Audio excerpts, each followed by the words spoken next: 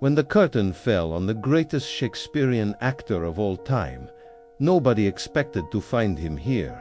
Sir John Gielgud, the man who performed Hamlet over 500 times, was now walking slowly through the corridors of a nursing home, sometimes forgetting his own legendary lines. But what happened in those final months would prove that even at 96, the master still had one last performance left in him. Have you ever wondered what happens when legends grow old?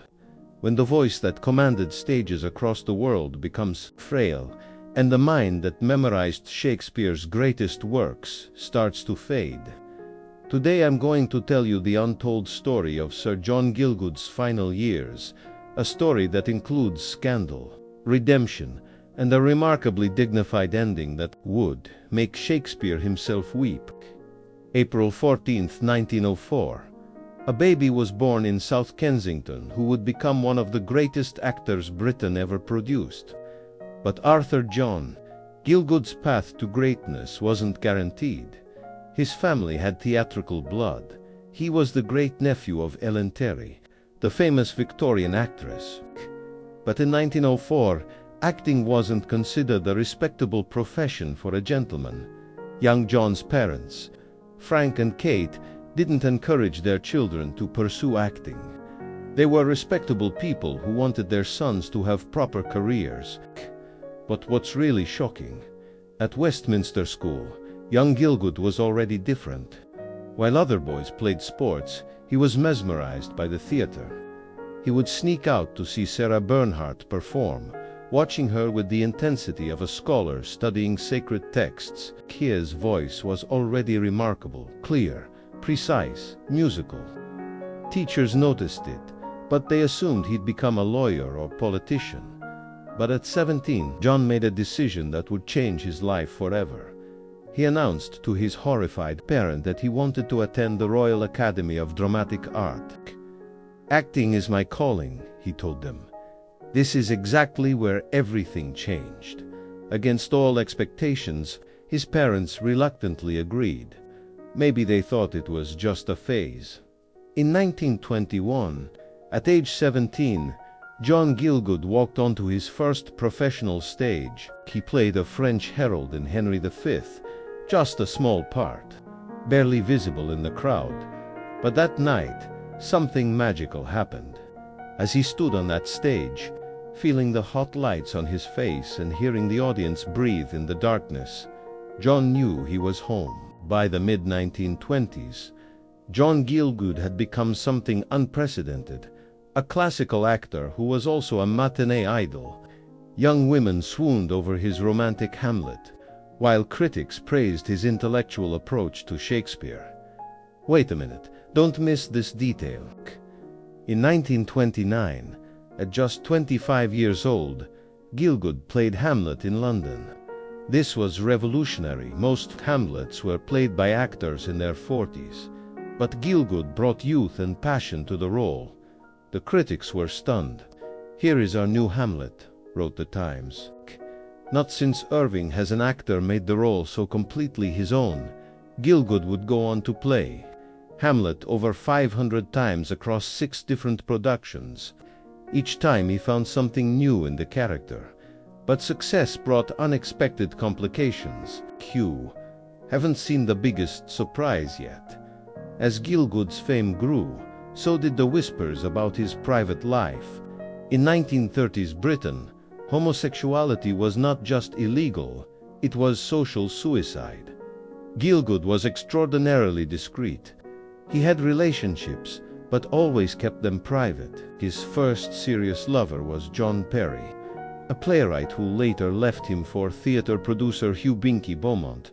The betrayal hurt deeply, but Gielgud maintained professional relationships with both men. In the theater world, such arrangements were understood but never discussed publicly. Gielgud threw himself into work. Throughout the 1930s and 1940s, he dominated the London stage. His voice became the gold standard for classical acting. But he had no idea that his greatest triumph would also lead to his most devastating fall. June 1953 was the pinnacle of John Gielgud's career. At 49, he was knighted by Queen Elizabeth II in her coronation honors. Sir John Gielgud, it had a magnificent ring to it. He wrote to his friend Edith Evans, "I was very proud to be in such noble company." Key was now part of theatrical royalty alongside Laurence Olivier and Ralph Richardson. But what's really shocking, 4 months later, everything came crashing down. October 20th, 1953. It was a Tuesday evening, and Gielgud had just finished a long day of rehearsals for A Day by the Sea. He'd had a few drinks and was feeling relaxed as he walked through Chelsea. He decided to stop at a public lavatory. What happened next would haunt him for the rest of his life. Standing at the urinal was a young man who caught Gielgud's eye. In the coded language of the time, Gielgud made what he thought was a discreet approach. This is exactly where everything changed. The young man was an undercover police officer. Gielgud was arrested immediately for persistently importuning male persons for immoral purposes, the legal term for what was known as cock. In a panic, he gave his name as Arthur Gielgud and claimed to be a self-employed clerk. It was, as one critic later noted, certainly not Sir John's finest performance. The next morning, at Chelsea Magistrates' Court, the truth came out. Headlines screamed across Britain. Actor Gielgud fined for You won't believe this, but Gielgud was convinced his career was over. A knighted actor arrested for a homosexual offense. In 1953, this was social death. The court fined him £10, a relatively light sentence, but the public humiliation was devastating. Dead night. Gielgud was due to perform in Liverpool. He stood in the wings, paralyzed with fear. How could he face an audience that now knew his deepest secret? But then his co-star, the legendary Sybil Thorndike, grabbed his arm. Wait a minute, don't miss this detail. Sybil. Thorndike looked into Gielgud's terrified eyes and whispered fiercely, "Come on, John darling, they won't boo me." She practically dragged him onto the stage for their entrance in A Day by the Sea. What happened next was extraordinary. The audience recognized him immediately. For a moment, there was silence. Then, slowly, applause began. It grew louder and louder until the entire theater was on its feet, giving Sir John Gielgud a thunderous standing ovation. "What you're seeing now is nothing," the audience was telling him. "We don't care about your private life. We love you for your art." This response was revolutionary for 1953. In an era when homosexuality could destroy careers, the British public chose compassion over condemnation. But the damage to Gielgud's psyche was severe. 6 months later, he suffered a complete nervous breakdown. For 2 years, he didn't appear on stage. He directed other actors, but couldn't bear to perform himself. The confident voice that had commanded Shakespeare's greatest roles became hesitant, uncertain. You haven't seen the biggest surprise yet. Ironically, Gielgud's arrest had an unexpected consequence. It became one of the catalysts for the Wolfenden Report of 1957, which recommended decriminalizing homosexuality. His case showed that respected, talented individuals were being destroyed by archaic laws. If a knight of the realm could be humiliated this way, how many others were suffering? But Gielgud never spoke publicly about the incident again. He made private donations to gay rights causes but refused to become a public advocate. "I can't be doing with that myself," he later told actor Ian McKellen, who had come out publicly. "I admire people like you, but it's not for me." By 1955, Gielgud was ready to return to the stage. His comeback role was King Lear, perhaps the most demanding part in all of Shakespeare. The production was troubled, with bizarre costumes and sets that critics called ludicrous, but Gielgud's performance reminded everyone why he was considered the greatest classical actor of his generation. But what's really shocking, in his 60s, when most actors were winding down, Gielgud discovered cinema. He had appeared in films before, but never took them seriously. "Theater is for actors," he used to say. "Cinema is for stars." But director Peter Brook convinced him to try Becket in 1964, playing the French king Louis VII. Gielgud received his first Oscar nomination. Suddenly, Hollywood wanted the dignified British knight. Offers poured in. This is exactly where everything changed. In 1981, at age 77, Gielgud appeared in a little comedy called Arthur with Dudley Moore, playing Moore's sarcastic butler Hobson. Gielgud delivered lines like, "Perhaps you would like me to come in and wash your dick for you, you little shit," with such perfect timing that audiences were delighted. He won the Oscar for Best Supporting Actor. At the ceremony he quipped, "This is my first Oscar, and probably my last. I'm too old to make a habit of it." The audience loved him. Here was a Shakespearean knight who could be funny, irreverent, and utterly charming. What you're seeing now is nothing. Success in Hollywood led to more film offers. Gielgud became one of the few actors to achieve EGOT status, winning an Emmy, Grammy, Oscar, and Tony Award. But as the 1980s progressed, those who knew him best noticed subtle changes. In the late 1980s, Gielgud was still working steadily. He appeared in Prospero's books at age 87, finally playing his favorite Shakespearean role, Prospero, on film. But his longtime partner, Martin Hensler, began noticing small things. "Wait a minute. Don't miss this detail." Gielgud would sometimes forget recent conversations. He'd ask the same question twice in an hour. Names that should have been familiar became elusive. At first, everyone assumed it was normal aging. After all, he was in his late 80s and had been working professionally for nearly 70 years. In the summer of 1999, Martin Hensler became ill. What started as fatigue turned into something more serious. The diagnosis was devastating: cancer, advanced and aggressive. "You haven't seen the biggest surprise yet." ... double quotes. Martin faced a terrible dilemma. Should he tell Gielgud about his illness? On his clear days, John would understand and be devastated.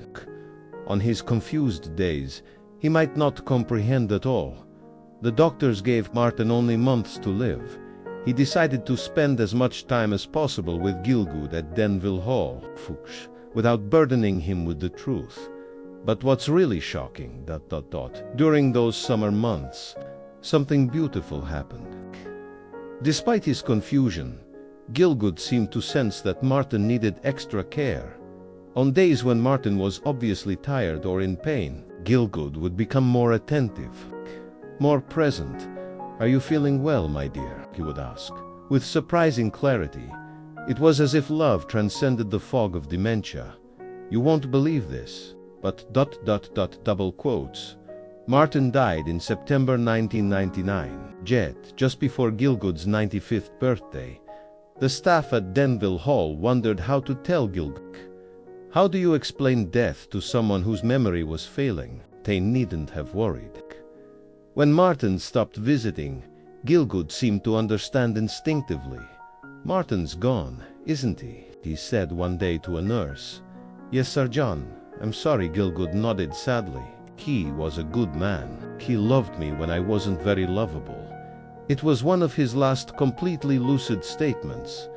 After Martin's death, Gielgud entered his final decline, here without his partner's daily visits. He became more withdrawn and confused. This is exactly where everything changed. ... The staff at Denville Hall rallied around him. They understood that he was grieving, even if he couldn't always articulate it. Head nurse Jennifer made sure his favorite recordings were played every day. The music remained his most reliable connection to himself. Sometimes, other residents would sit with him during these sessions. Lord Attenborough, despite his own declining health, often joined Gielgud for afternoon listening sessions. Wait a minute, don't miss this detail. In his final months, Gielgud's behavior became increasingly theatrical. Sometimes he would stand up during meals and begin reciting Shakespeare. Instead of discouraging this, the staff let him perform. Other residents would applaud when he finished. Once, during a particularly vivid episode, he performed Prospero's farewell speech from The Tempest. But this rough magic I hear, I'll break my staff, bury it certain fathoms in the earth, and deeper than did ever plummet's sound I'll drown my book. There wasn't a dry eye in the dining room.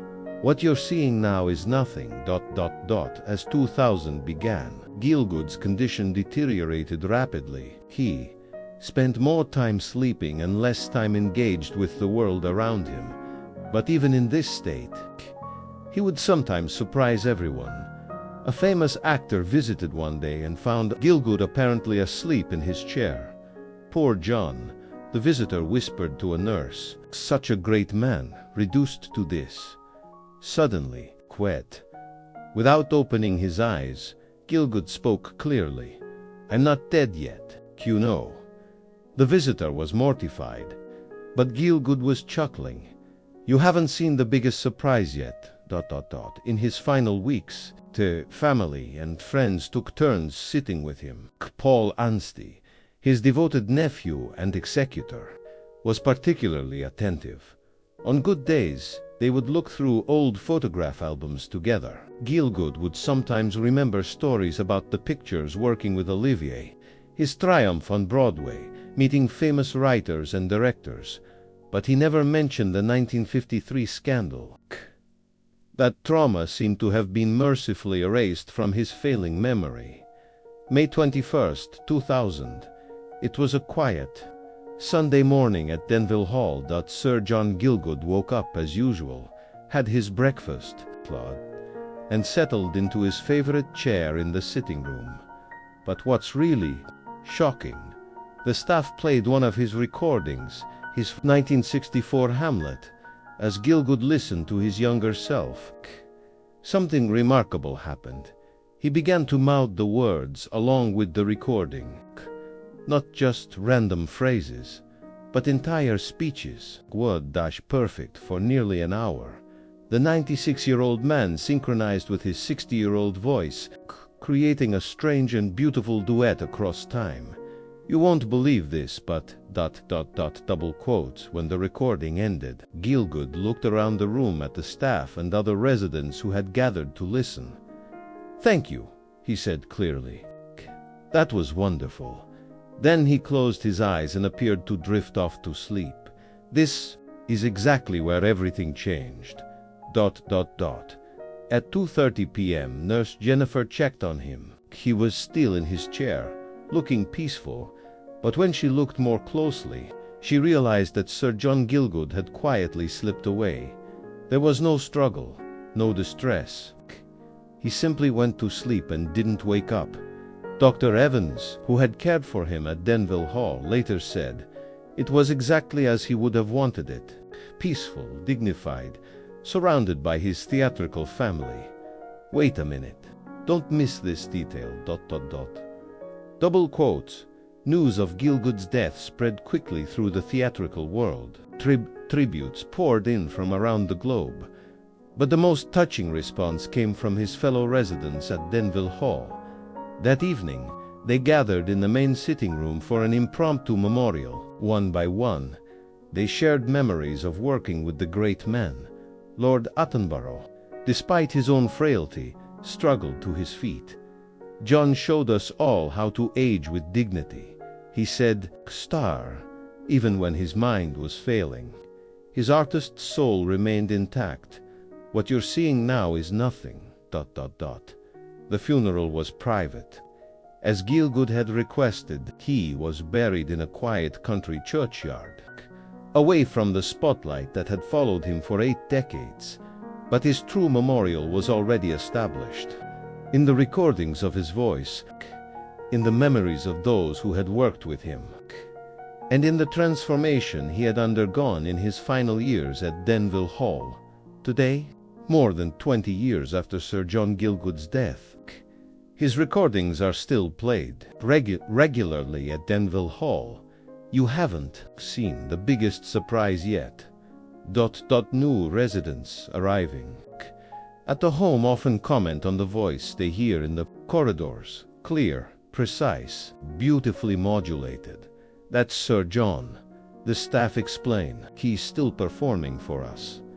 In a sense, it's true. Gielgud's final gift to Denville Hall was showing how art can transcend age, illness, and even death. You won't believe this, but ... double quotes, the room where Gielgud spent his final months has been preserved as a small memorial. Visitors can see his Oscar from Arthur, photographs from his greatest roles, and the chair where he used to sit listening to his own recordings. But the most powerful memorial is intangible, the example he set for dignified aging. This is exactly where everything changed. Gielgud's story teaches us that growing old doesn't mean losing who you are. Even as his memory faded, his essence as an artist remained.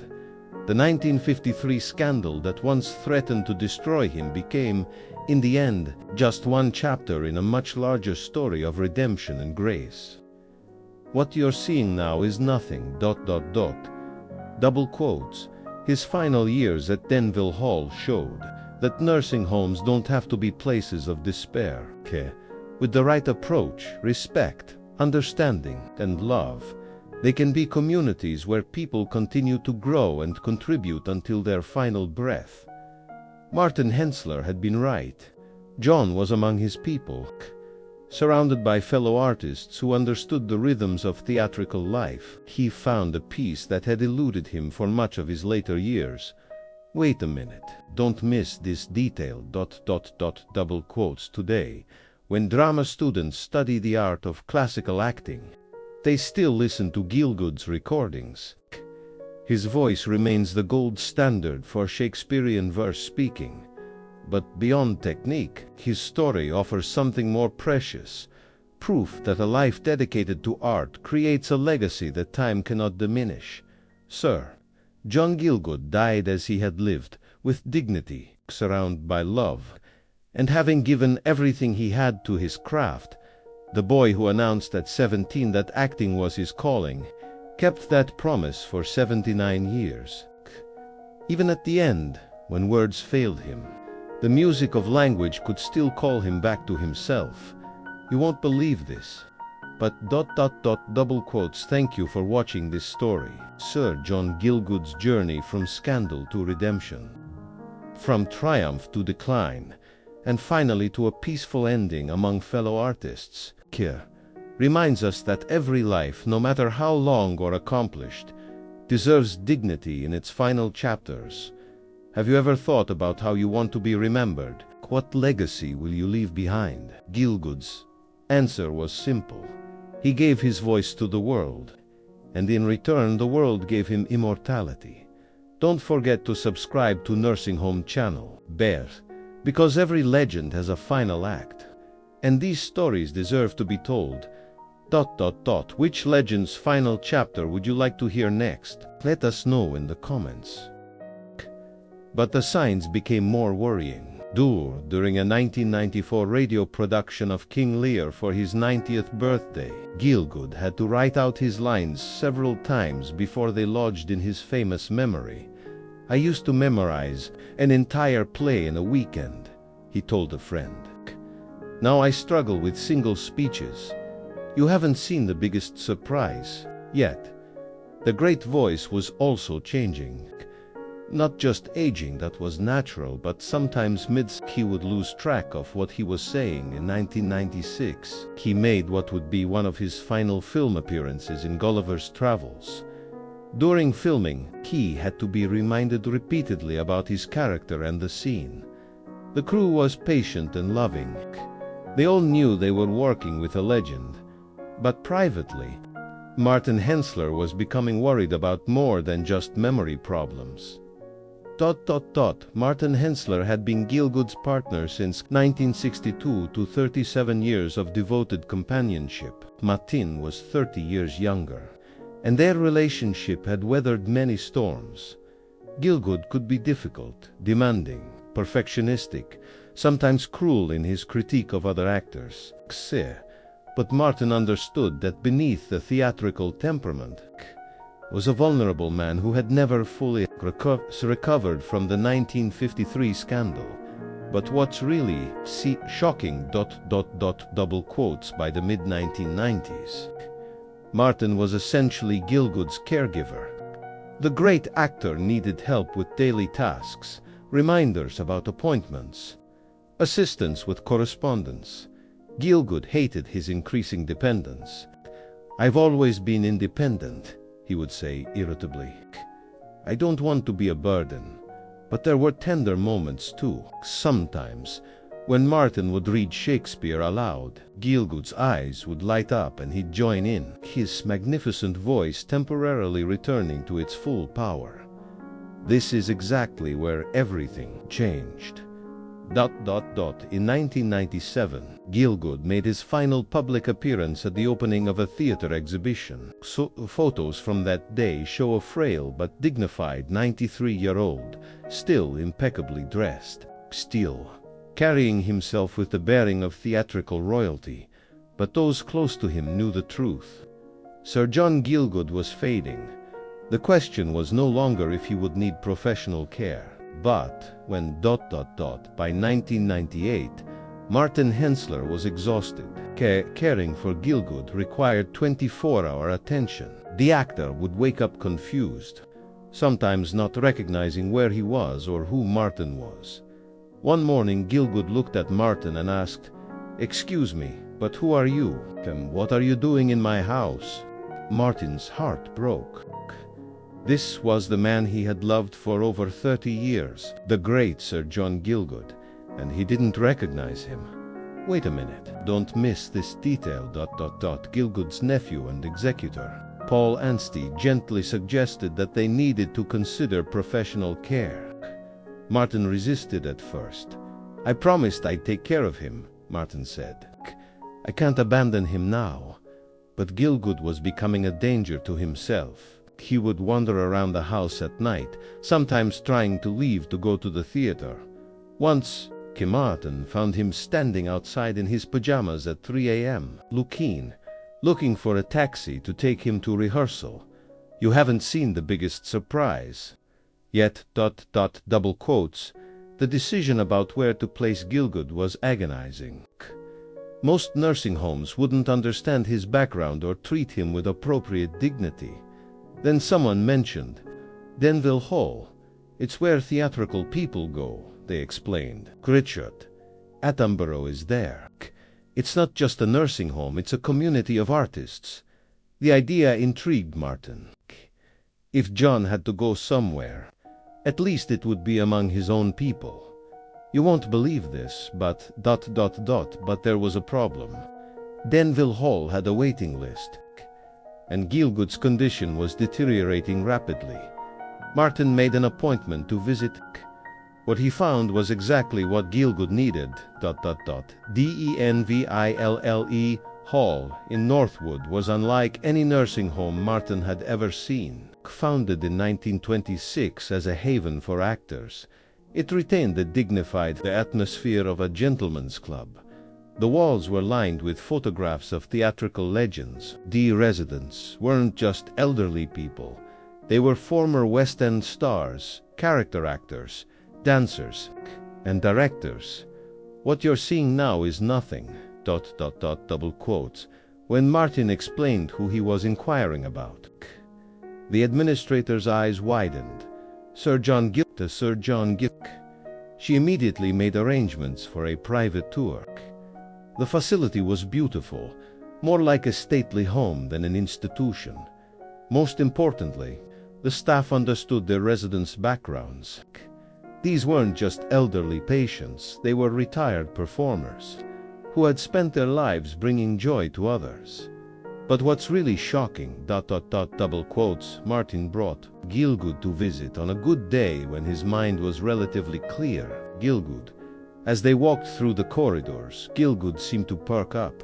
He recognized some of the photographs on the walls. I worked with him, he said, pointing to a picture, and her marvelous actress. In the main sitting room, an elderly woman approached them. Sir John, it's Alice Cooper. I was in Much Ado About Nothing with you in 1955. Gielgud's face lit up. Alice, of course. You were a wonderful Beatrice. For a moment, he was himself again. This is exactly where everything changed, ... that evening. Martin and Gielgud sat in their garden at home. Gielgud was having one of his clear periods. I think I should go to that place, he said quietly. It seemed ... peaceful, and the people understood. Martin was surprised. Usually, Gielgud resisted any suggestion of change. Are you sure, John? I don't want to be a burden to you anymore, Gielgud replied. Set, and I'd rather be with theater people. They speak my language. March 1999. After 37 years together, Martin Hensler was saying goodbye to daily life with Sir John Gielgud.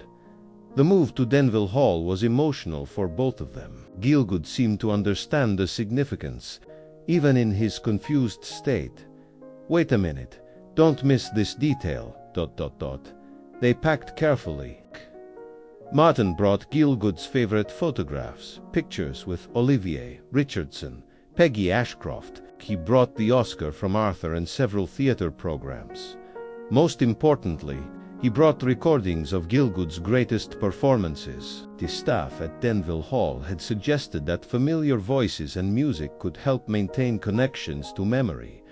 On moving day, Gielgud was anxious. Where are we going? He kept asking.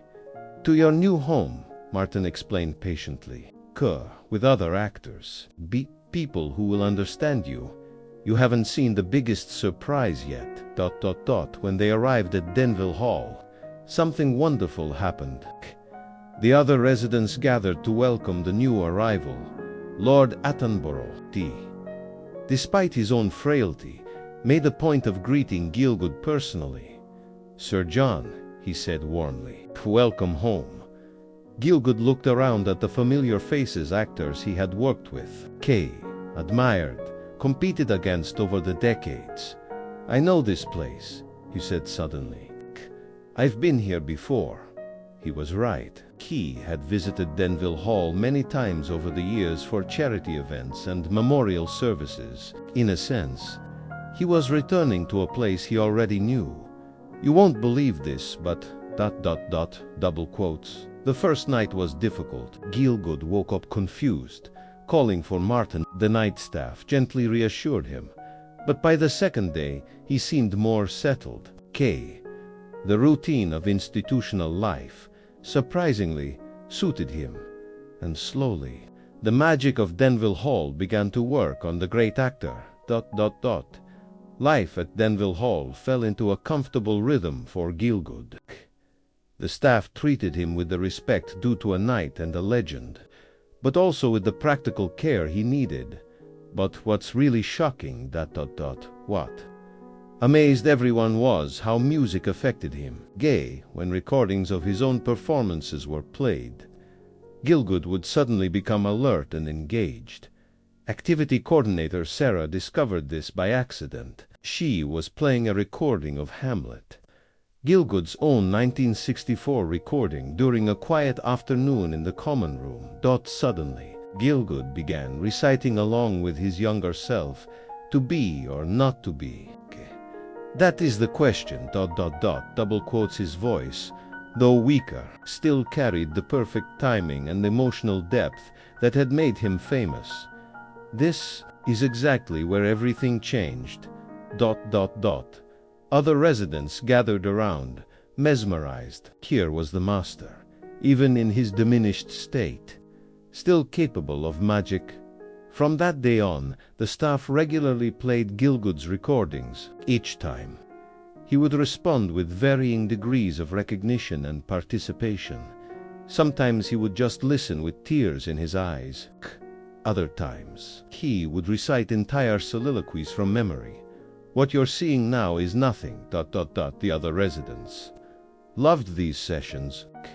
Many of them had worked with Gielgud over the years, and hearing his voice brought back their own memories. Actress Pat Coombs, who was also at Denville Hall, could often sit beside him during these music sessions. "He's still in there," she told a visitor. "The real John, the actor. Music unlocks him." Martin visited daily and was amazed by the transformation. Away from the stress of trying to maintain independence, Gielgud seemed more peaceful than he had in years. "Wait a minute. Don't miss this detail, ... double quotes. There were moments of startling clarity. One day, a young drama student visited Denville Hall to interview residents about their careers. When she approached Gielgud, he was sitting quietly, seemingly unaware of his surroundings. "Sir John," she said gently, "could you tell me about playing Hamlet?" Gielgud looked up and, for the next 20 minutes, delivered the most articulate and insightful discussion of the role that the student had ever heard.